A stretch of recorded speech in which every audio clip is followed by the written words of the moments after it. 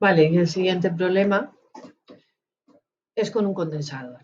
Fijaros que os pone el valor en microfaradios. Cuidado, el micro es dividido entre 1.000.000 o por 10 elevado a menos 6. Si lo ponéis en la calculadora directamente, os vais a ahorrar muchos cálculos y perder un cero por ahí o una coma por allá. ¿Vale? Ponedlo directamente con la calculadora. Tenéis que aprender a utilizarla. Fijaros que para obtener el valor en ohmios, eso es lo primero que tengo que hacer, depende de la frecuencia. Pero ahora no es igual la fórmula que la bobina. Se pone en el divisor. Ponéis 2 por pi por f por el valor del condensador. Vale, es que aquí salía el 10 a la 6. ¿Por qué ponen el 10 a la 6 aquí? Podríais poner por 100 por 10 a la menos 6, pero si lo pasáis arriba es como si estuvierais haciendo 100 dividido entre 1.000.000, ¿vale? Si no, hacerlo como vosotros os parezca más fácil. Una vez habéis obtenido el valor del condensador en ohmios, podéis calcular la impedancia total, según lo que hemos visto ya de la hipotenusa. La intensidad, como estamos en un circuito en serie y hemos calculado el valor global de todo esto que es Z, pues hacemos U partido por Z y lo calculamos. Para calcular la tensión que cae aquí, miro la intensidad que ya la he calculado y miro esta resistencia, este valor en ohmios, lo pongo. Para calcular la tensión aquí, miro la intensidad que pasa aquí, que es la misma, y pongo este valor en ohmios, que es XC, la reactancia capacitiva.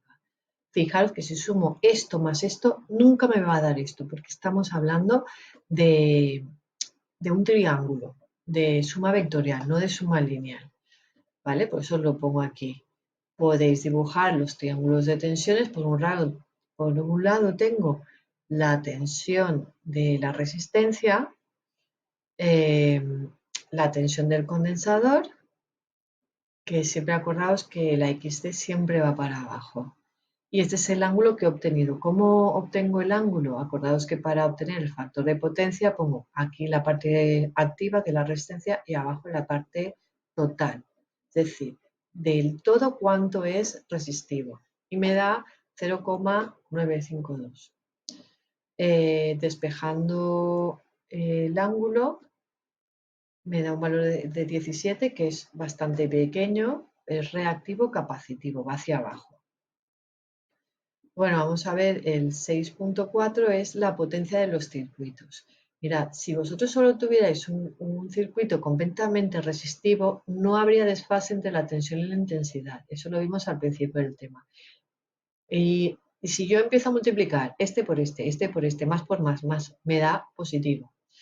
Menos por menos, menos por menos, menos por menos, me da positivo. Entonces la potencia siempre va a ser positiva en resistivo, ¿vale?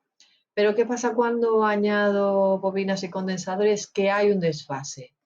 Entonces, ¿qué pasa? Si yo aquí multiplico menos por más, me va a dar menos. Es decir, esta parte de la potencia va a ser negativa.